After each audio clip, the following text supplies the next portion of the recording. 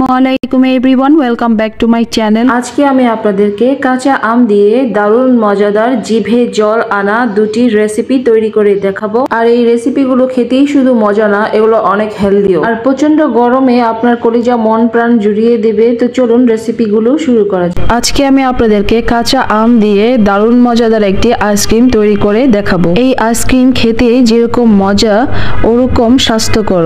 গরমে এই আইসক্রিম আপনাকে একেবারে রিফ্রেশ করে দিবে।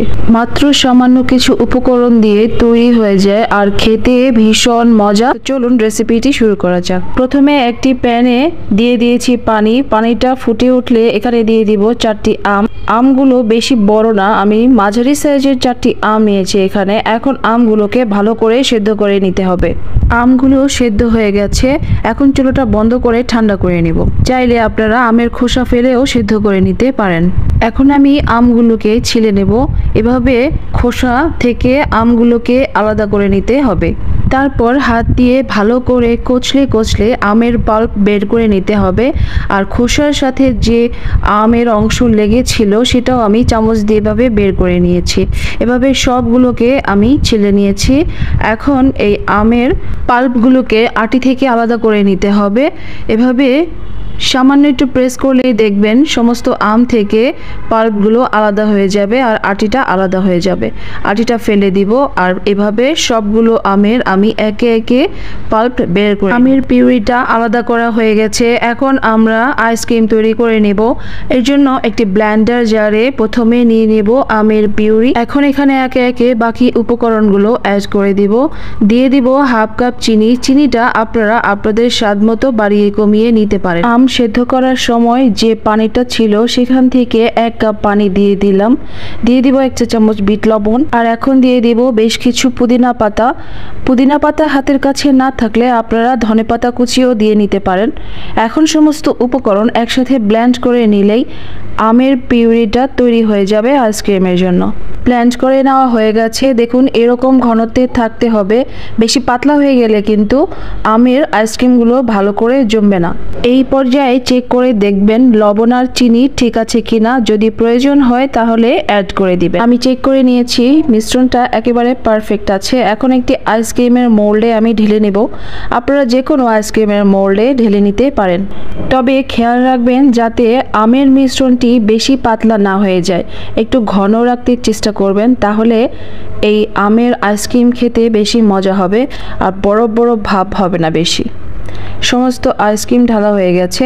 আমার আরও কিছুটা আইসক্রিমের মিশ্রণ রয়ে গেছে। আমি অন্য একটি মোল্ডে এটাকে সেট করে নেব। এখন আইসক্রিমের মোল্ডের সাথে যে ঢাকনাগুলো আসে সেগুলো দিয়ে ঢেকে দিচ্ছি। আপনারা চাইলে ফয়েল পেপার দিয়েও ঢেকে নিতে পারেন। সবগুলো আইসক্রিম ঢেকে নেওয়া হয়ে গেছে। এখন এই রকম আইসক্রিমের সাথে যে কাঠি আসে সেগুলোকেও দিয়ে নিতে পারেন, অথবা আমি এখন দোকানের মতো লুক আনার জন্য আইসক্রিমের স্টিকগুলোকে ব্যবহার করব। বাহিরে যে কিনতে পাওয়া যায় কাঠি, সেগুলো সবগুলো আইসক্রিমে কাঠি দেওয়া হয়ে গেছে। এখন আমরা এটাকে রেখে দেব 12 ঘন্টা ডিপ ফ্রিজে। ফিরে আসছি 12 ঘন্টা পর। 12 ঘন্টা পর আইসক্রিমগুলো পারফেক্টভাবে জমে গেছে। চাইলে আপনারা আরও বেশি সময় ধরেও আইসক্রিমটা জমিয়ে নিতে পারেন।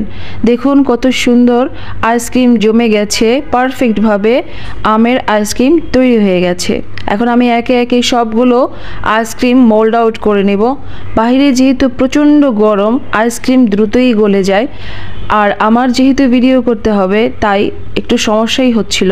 সবগুলো আইসক্রিম মোল্ড আউট করা হয়ে গেছে। এখন বাকি আইসক্রিমগুলোকেও আমি দেখিয়ে দিচ্ছি। অন্য একটি মোল্ডে আমি আইসক্রিম জমিয়ে নিয়েছিলাম এই উপকরণ দিয়ে। দেখুন এই আইসক্রিমটিও কত সুন্দর হয়েছে দেখতে। যে কোনো মোল্ডে আপনারা এভাবে সেট করে নিতে পারেন।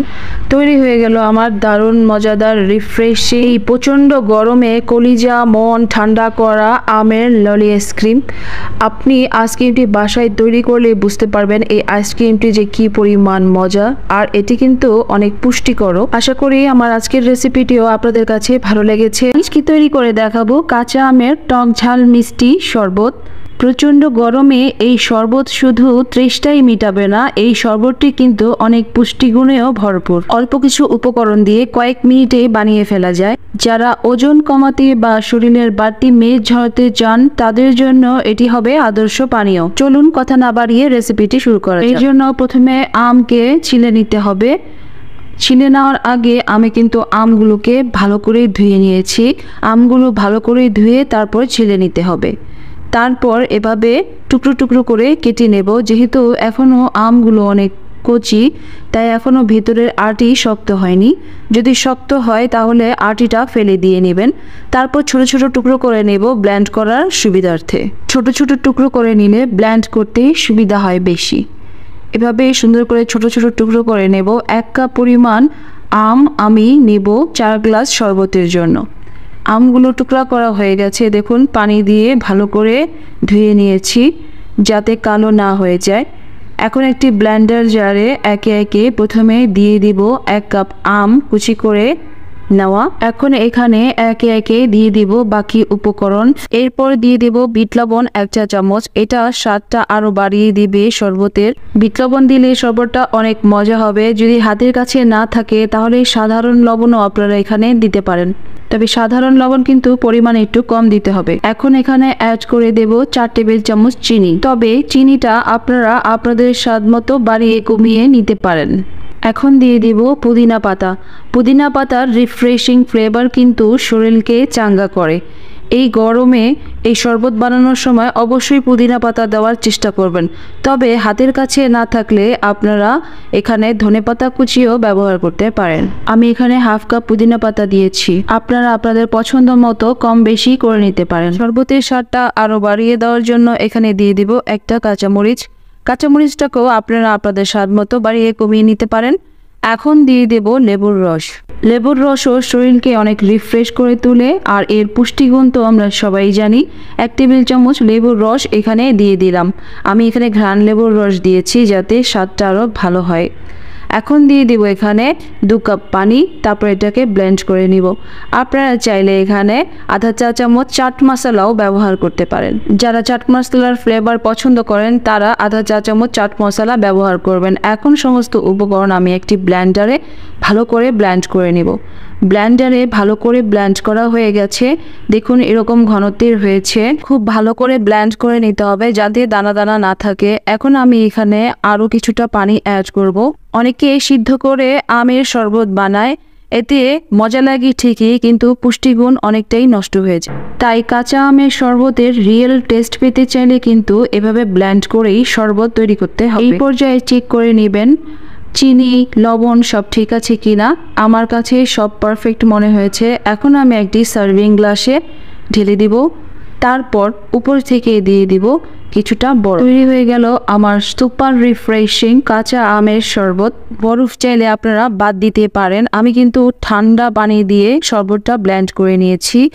অনেকে শরবত ছেঁকে নেন, আমি বলবো এই শরবতটি না ছেঁকে খাওয়ার জন্য, কারণ আমরা ভালো করে ব্লেন্ড করে নিয়েছিলাম শরবতটি, আর ছেঁকে নিলে শরবতের টেস্ট অনেক কমে যাবে। এখন দেখার সৌন্দর্যের জন্য লেবুর স্লাইস পুদিনা পাতা দিয়ে খুবই সুস্বাদু আর পুষ্টিকর এই শরবতটি একবার খেলে সারা জীবন এর স্বাদ আপনি ভুলতে পারবেন না। এটা কতটা সুস্বাদু তা বাসায় তৈরি করে না খেলে আপনারা বুঝবেন না। আর এই শরবতটিতে কিন্তু কোনো কালার ব্যবহার করা হয়নি, তাই শরবতটি অনেক হেলদি। আর বানানোর সাথে সাথেই খেয়ে নেবেন, তাহলে পুষ্টিগুণ অটুট থাকবে। আশা করি আমার আজকের রেসিপিটিও বরাবরের মতো আপনাদের কাছে ভালো লেগেছে। ভালো লাগলে চ্যানেল সাবস্ক্রাইব করে পাশে থাকা বেল বাটনটি প্রেস করে দিবেন যাতে আমার রেসিপি সবার আগে আপনার কাছে চলে আসে। আজকের মতো এখানেই শেষ করব। আবার কোনো নতুন রেসিপি নিয়ে আপনাদের সামনে হাজির হয়ে যাব। ততক্ষণ পর্যন্ত সবাই ভালো থাকবেন, আমাদের জন্য দোয়া করবেন। আল্লাহ হাফেজ।